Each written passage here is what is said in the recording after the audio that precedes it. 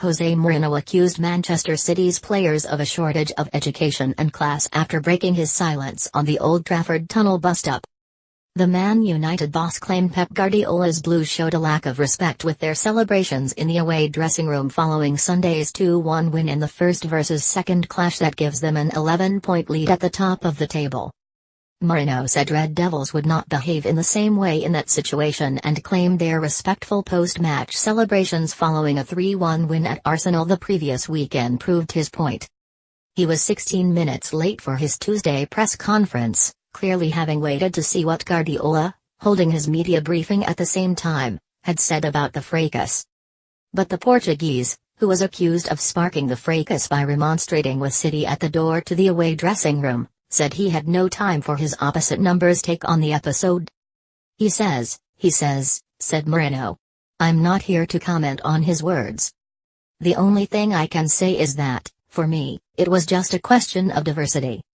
Diversity in behavior, diversity in education. Just that. And nothing more than that. The diversity of behavior, of opinion, of education. What we did in the Arsenal stadium, it was completely diverse. What we did, what happened after that match, the way we behaved as winners. Mourinho, 54, whose appearance ahead of Wednesday's home game with Bournemouth lasted less than 7 minutes, was prickly and tetchy when pushed for his version of the post-match fracas. The FA have launched an investigation into Sunday's bust-up, with both clubs having until the close of business on Wednesday to submit their written observations to the governing body. Mourinho was dismissive at the prospect of anyone at United being punished by the FA in the wake of Sunday's controversy that overshadowed the top-of-the-table clash. Punish who? Why? Said Mourinho, fixing the questioner, before pointedly adding, I think you work for another club and not for the press. Asked if he wanted to defend Lukaku, Mourinho said, no. Accuse? Prove? Show evidence and punish him.